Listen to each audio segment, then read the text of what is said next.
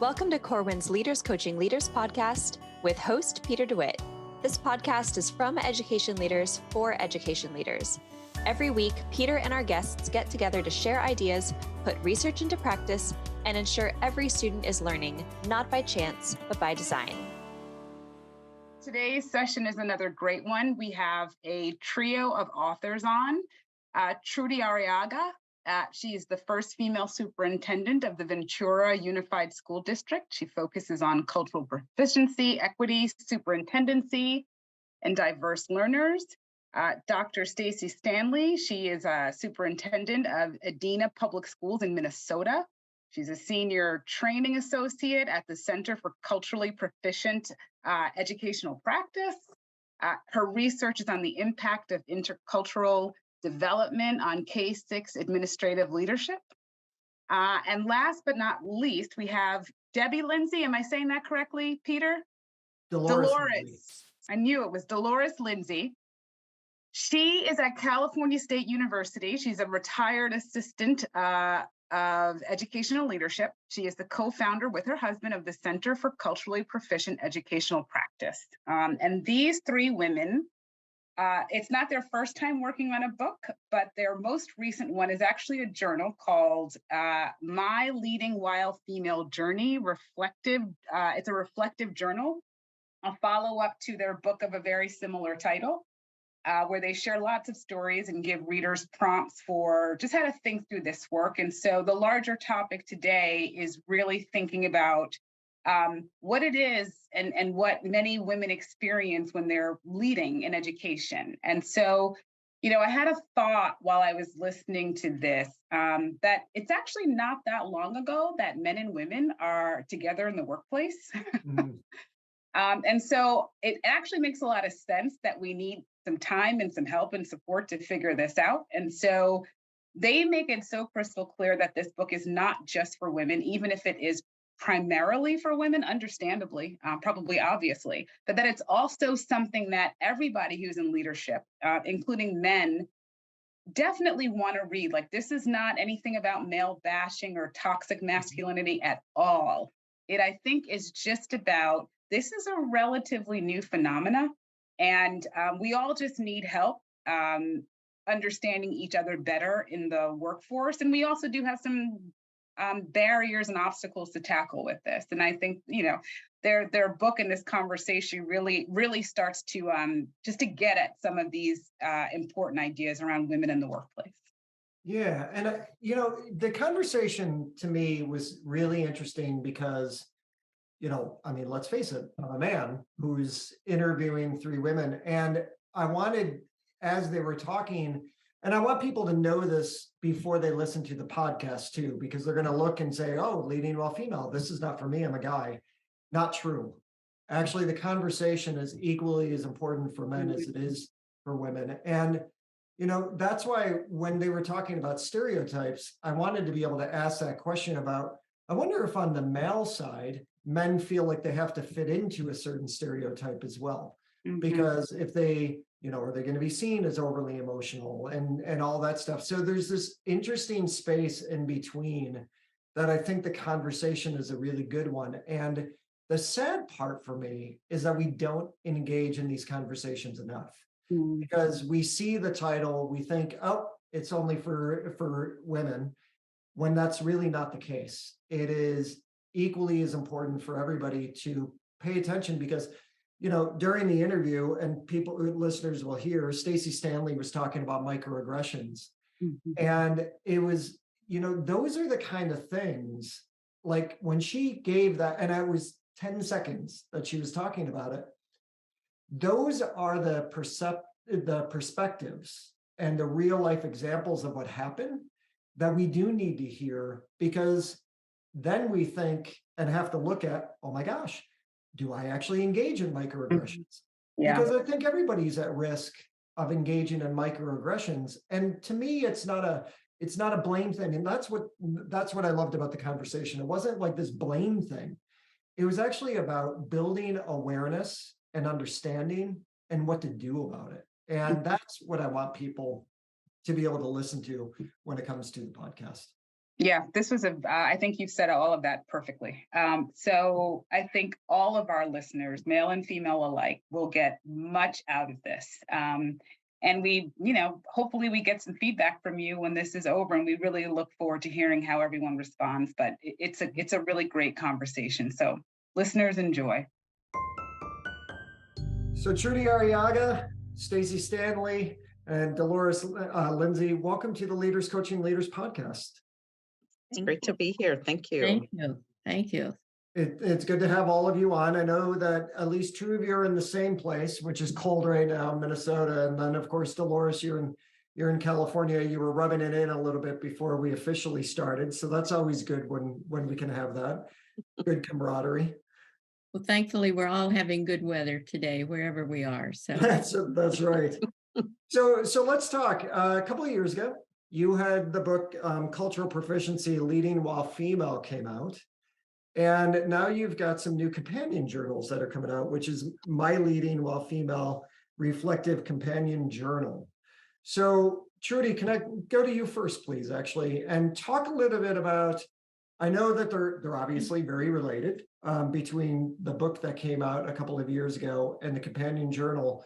Talk to us a little bit about where this idea came from.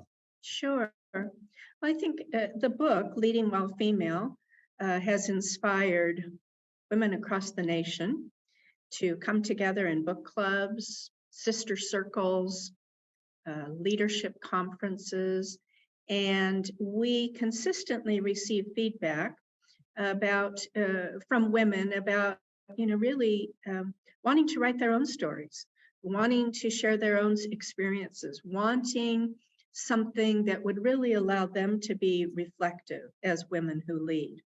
And so it was our opportunity to come together again and to provide an actual journal that is the companion journal to the Leading While Female book, so that again, we could share stories, but there is also opportunity within the journal for women to journal and for women to record their own experiences and dig deep into their own journeys. So Stacie, talk to me a little bit about, because you wrote one of the reflective companion journals. Talk to me a little bit about your specific journal. What did you focus on and write about? There are a few of them, and really honing in and focusing for me on the intersectionality, really focusing on that role that women of color, that additional role that women of color hold as they move into roles within a C-suite, and really understanding that, how it impacts their relationships with community members, how it impacts their relationships with their staff. And so there's just an extra added step for women of color when you are leading in the C-suite, that you really have to understand in order to be successful. And so some of the reflections are based on those experiences that I hear from women all around the country. Can you talk a little bit more about that? So you said that there's, the role takes on some new meaning, and with the relationships. Can you give some examples of what you mean by that? Yeah, absolutely. So, right or wrong, there can be times where imposter syndrome comes in for women of color. It is rare that you walk into a room where there are many women of color in that room, and especially in Minnesota or in the Midwestern states. And so really being able to have that sister circle to really understand how to counteract that imposter syndrome, to believe in yourself. More than that, to know how to respond when microaggressions come your way, and people are asking you if you are truly doing the work, or maybe they may turn to your white male counterpart who is on your leadership team and presume that they're leading the work, right? Mhm. And so how to be mindful of that, and how to navigate that, but navigate that in a very strategic way, so that you can continue to be successful in building the community partnerships that are so required for women of color who are in leadership in the educational field. Mm, thank you. I know those examples are very important, and I'd like to actually talk more about those in a little while too. Delores, what has been your perspective through during this work? Where have you focused on specifically? Well, Peter, I've had the privilege to be the gatherer. We gather at our home here in Southern California in Fallbrook, kind of around our kitchen table. And we start with our own stories. And that's kind of how the journal did come to be our next project. We finished the book and stories kept coming. Our own stories developed even further. And we decided, well, let's give everybody an opportunity to journal, as Trudy said. And what I tried to do is just gather those stories and try to figure out a format. There's lots of journals, opportunities for women and men to journal, to reflect, but to just say, okay, go ye therefore and reflect.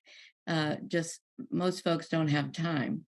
But Mhm. when you offer folks a structure, a series of prompts, then we find that people will take the time. Yeah, but still with that, I mean, I think the gathering is where so much you can learn so much, right? Because when you're talking, it makes me think of, I think of empathy interviews. You know, one of the things that you're seeing as a trend these days is it's not just interviewing people in an exit interview before they leave a school district to say, why are you leaving? It's an empathy interview around where do you know, why are you staying? Or, you know, what does collaboration look like? So I would venture to guess that within that gathering, there were a lot of powerful things that you learn. Could you, Delores, talk a little bit about when you were doing this work and you were gathering these stories? What is it? Is there anything that you learned that kind of surprised you? Or did it kind of fit in with your knowledge base already? And women in general, when you look across the country at women in leadership roles, women outnumber men as far as teacher roles are concerned. But something happens when you narrow up that ladder, and there are fewer and fewer women in those leadership roles. So as they talked about, as we interviewed them the second time around, some of the same women said, it's still the same story. Things are not changing the way we want them to change. So I was trying to think your question about surprises. I think we were surprised that there were not many surprises. It was very consistent with the literature, very consistent with what we were finding, and that women want to tell their stories. They want to share their stories, and that the barriers are consistent. There's that built-in system of privilege and entitlement that's been there forever, and there's the unawareness of the need to adapt. People say we're doing just fine. We have a great leadership team. These men have been doing a great job for many years, and they don't see what they don't see that they don't have to see, because this current system has served them well. And so there's a natural resistance to change. And so we're encouraging folks to look for a support system and look for mentors. That was consistent in what we found, the lessons learned. And I think Trudy and Stacie both can speak to their own mentors, and how many times we've found in the stories that the mentors were actually men for women in the educational field. And we stumbled upon the importance of sponsors, which was fairly new in the education field. It's quite well known in the corporate world, but fairly new in the educational world. So we did stumble upon that. Trudy, so I was fortunate enough that when I was a school principal, my it was a small district. My assistant superintendent was female, my superintendent was female. But I often saw that there were certain board members, there were certain teachers, there were certain leaders that treated them differently because they were female. So could you talk a little bit about the obstacles that women face when they're in a leadership role? And then Stacie, I'd like to go to you too and be able to ask you the same question. But Trudy, what kind of obstacles do women face in their role as a leader based on the fact that they are female? Mhm. I'd probably begin that with just the statement of don't confuse our greatest strengths for a weakness. That as women, and now I'll speak for myself, as a woman who led a fairly large school district, first female superintendent in the history of the school district, and I found that I was consistently having to go back to that premise of don't confuse my greatest strength as a weakness. I care deeply about people. I lose sleep over people. I wear my heart on my sleeve. I cry easily. I and all of those, I often found myself having to justify how I was leading, so there were most definitely barriers and misconceptions. As a woman, does she really have business acumen? Who's going to take care of her children? How does her husband feel about her being gone 5 nights a week? I go home to my own husband and ask, has anybody asked you about how I feel about you being gone 5 nights a week? Of course not. Anybody ask you who's going to take care of our children? So just some of those stereotypes, misconceptions that as women, we're constantly having to prove ourselves. So I found myself wanting to be visible at everything for fear that someone was wondering, who was taking care of my children. Or I'll let Stacie certainly add to that. But those were not just the stories we heard, but those were our own stories. Stacie, what about you? I see you shaking your head a lot. Yeah, I mean, those are shaking my head because those are the stories that we heard from so many women, but those are our stories as well. Trudy and Delores, as an administrator, and I have talked about that so many times, and especially through that lens of the business acumen. And so, too often, women in education, we are tapped on the shoulder to head down the educational side, right? To head down the instructional side, which is fabulous because every leader has to be a great instructional leader. We've come there and arrived there now. But for years, the individuals that were chosen to move into the superintendency, they were moving through the operational side. And so to be able to challenge that stereotype, to be able to show the acumen around the business side, to be able to show that you can go out for a referenda, and the additional skill sets that oftentimes people call soft skills, I see them as hard skills, that being able to connect with families, being able to connect with kids, being able to make the reality of the shortage of the funding make sense to the community. Those are the items that really help to get that referenda passed, right? And being able to help people understand how that additional skill set that I say, not soft skills, but that additional skill set can benefit the organization. Being able to think strategically through the lens, if you are, of a mother. When I always say I'm a grandmother now, and when I am bringing on programming, when I am advocating for additional options for my students, I'm thinking through the lens as a previous mother, as a grandmother.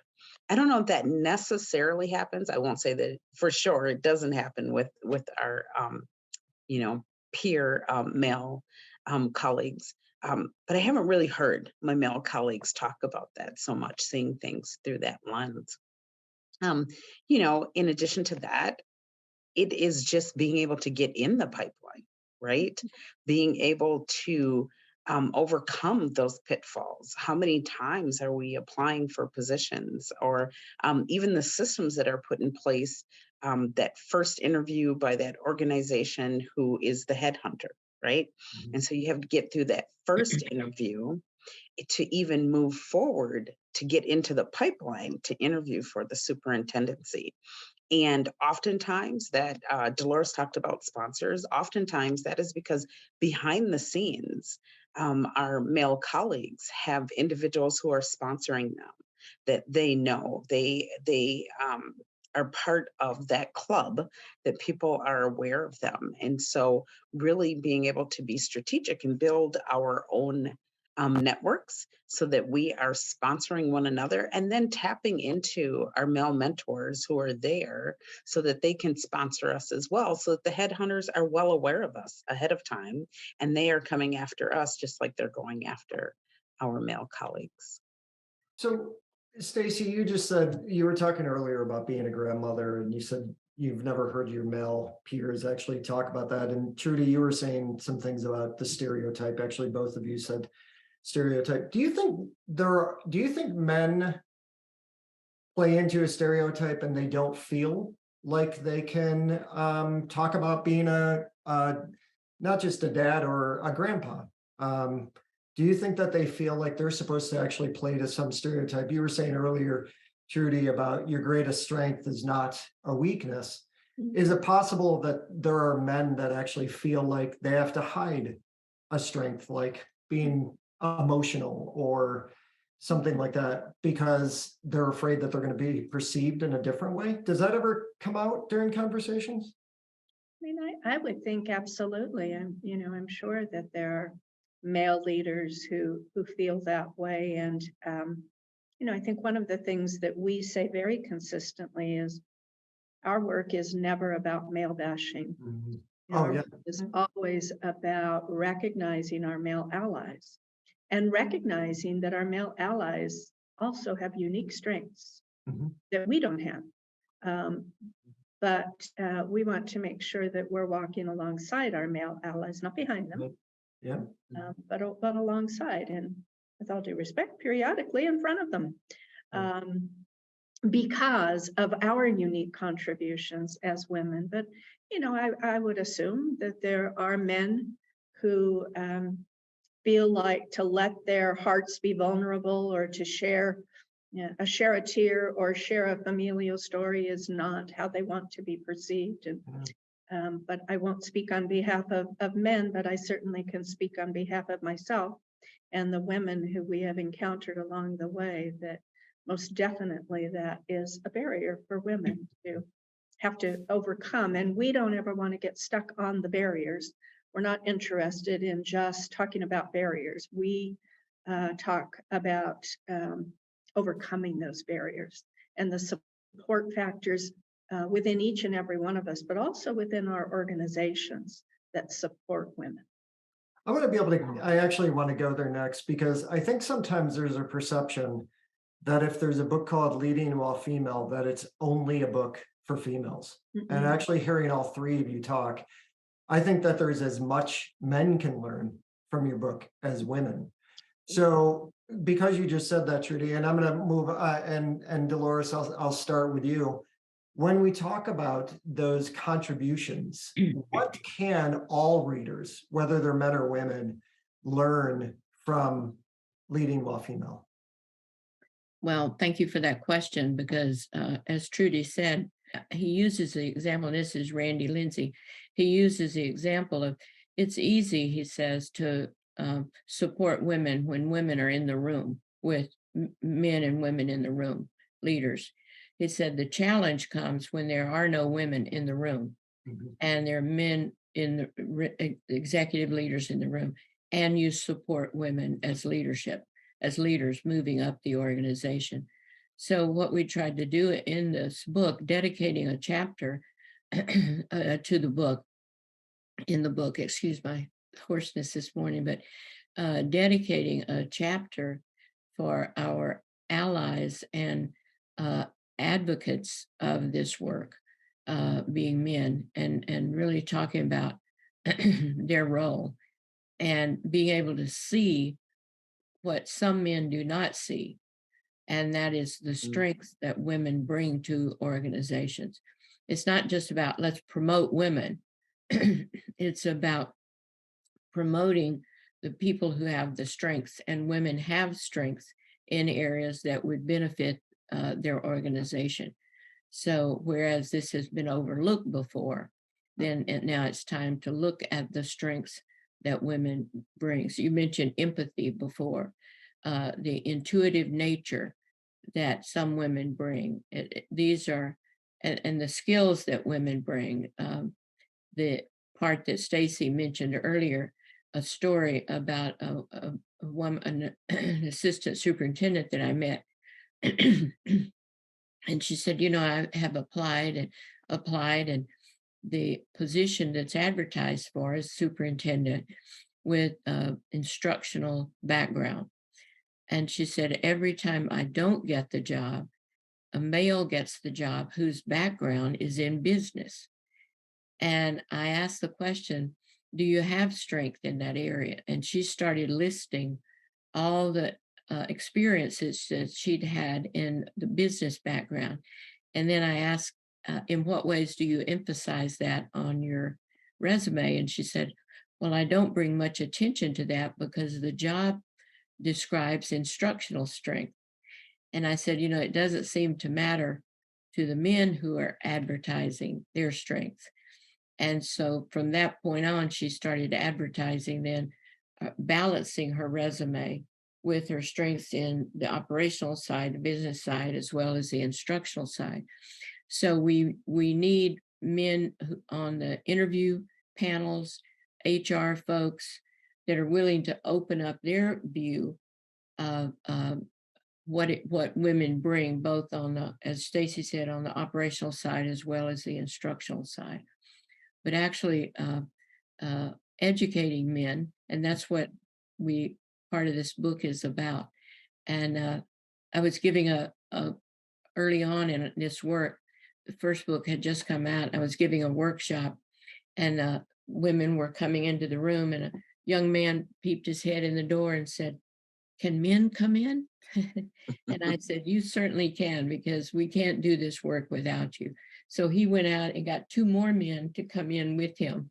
So it's not only that women go in pairs or threes, men come that way too. So we certainly invite men to join us on this journey.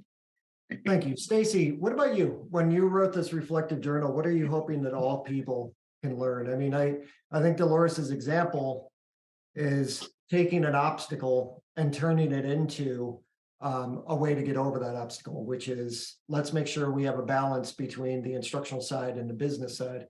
What is it when people are reading your specific pieces within the reflective journal? What are you hoping everybody will learn from you? That they each have a story. Oftentimes, I think the women that we've spoken to struggle to even know that they have a story. Wonder if their story is valid, or sometimes they're questioning their story. And the hope and dream is that the stories that we were able to bring forth and share of women who were willing to give those stories to us so that we can honor them, that they will serve as a stepping stone into the stories of the lives of anyone who reads those books. There's a song I was thinking about as Delores is talking, I can see clearly now, right? And I think that what we've heard from many men is, after they read through, whether it's the first book or some of them, my greatest cheerleader is a former supervisor of mine, and he went right out and purchased the companion journal. And the more that they read and they listen to the stories of women, they're seeing more clearly. They're seeing just the little tweaks that they need to do when they're posting the position, or the little tweaks that they need when they're asking questions, or how they organize that interview panel and process. The little tweaks that they can do in presenting at school board association meetings to help build the capacity of school board members who are actually involved in hiring the leaders. So the stories within the book, whether it's my stories or the stories that were contributed by Trudy and Delores, they're designed to be a seed, to actually seed the ideas and the thinking of other individuals, to let them know that they too have a story, and their story is as valid as someone who is an author of a book. Their story is as valid of someone who has lived in the role of a superintendent or someone who is desiring to move into the pathways and the pipelines of moving into that role. I have one final question. Trudy, I'm going to go to you with this because I keep thinking, as you're all talking, you are providing such an important focus for people, and it really is all people. It's not just women. I think women need to understand that they're not alone. I certainly know that. But I also think on the other side, I just keep thinking that there are men that do not dive into these conversations. And I think the worst conversations are the ones we never have. I have a luxury. I have a podcast. I do a web show with Education Week. So I find myself talking about a lot of topics that sometimes get banned in states.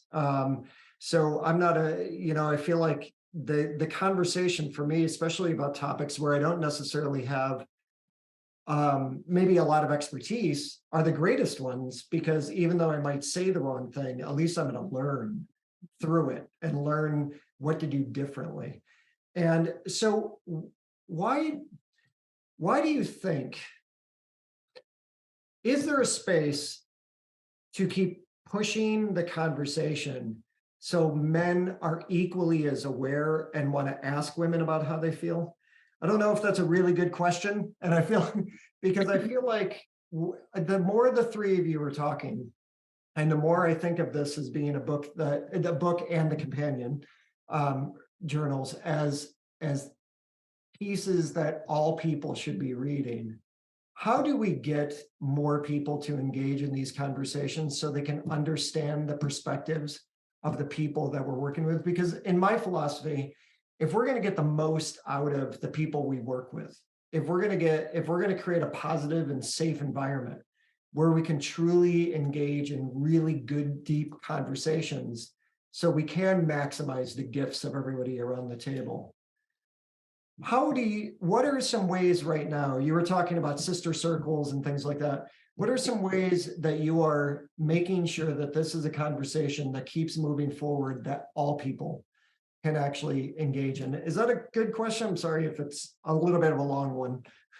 I think it's a great question. And I think there are just so many opportunities for all people to get involved. And whether that is, making the conscious decision as leaders to have discussions in the faculty lounge, to have discussions in the executive cabinet, to promote conferences, to promote other. I'm thinking we have a conference coming up that the three of us are looking very forward to in April. And I was glancing at the list of registrations thus far, and I saw what I could identify as one male who has signed up, and so, gosh, it's an opportunity for not just male leaders, but female leaders to say, I want to bring a team, and I want to bring a team that is inclusive of our male colleagues, to promote book clubs for all staff, for all faculty. And most importantly, I think for leaders to model the support factors that we have found within organizations, to model intentionality on promoting women outside of traditional career paths, modeling mentoring programs and support groups that are inclusive of women mentoring women rather than the traditional men mentoring women. Modeling just structures and procedures within our organizations, and recognizing that, when we take away job shares, that we hurt women. When we hold meetings that go after the 5 o'clock stop time and all of a sudden it's 5:45, for the most part, we're impacting women who are running to pick up children and make dinner. And we found that throughout our research, women are still doing very traditional roles.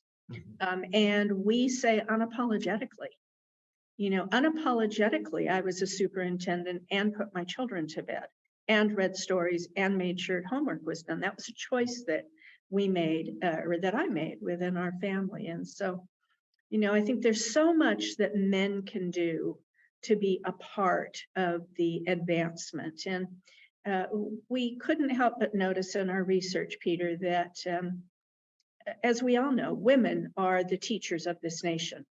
We are the teachers of this nation. I think our research, the last one I remember seeing was 78%. But yet, there are 26, 27% of us that are superintendents? Yeah. There's a long way to go in a profession where we dominate the profession. And so opportunities for us to really be reminded that women don't lack competence, but there is a lack of confidence that we found. And so it's up to all of us to promote women, not only in regards to their competency, but also making sure that we promote women who are confident moving forward. Well, I think this series, and I'll call it a series, Leading While Female, and then my Leading While Female Reflective Companion Journal, are certainly some great ways to actually build that confidence and develop the confidence. So Trudy, Arriaga, Stacie, Stanley, and Delores, Lindsey, thank you for being on the Leaders Coaching Leaders podcast. Thank you. Thank you for having us. All right, Tanya, for me, I said it during the podcast too, I have kind of a luxury, right? Because maybe it's not a luxury. I want to be a part of the conversation, but I have a great opportunity both with the podcast or a seat at the table with Education Week, where with my editor, both you and Elizabeth at Education Week, we talk about what topics do we really want to focus on, and some of them push my comfort zone. Yeah. Because I'm kind of walking in going, okay. And I don't want to ask the safe questions. I want to ask the real ones. And it's been a learning journey over doing this podcast, especially this season, but also doing the Ed Week show, to be able to get into questions and conversations about race and gender and these kind of topics that too many people shy away from because they're afraid of saying the wrong thing.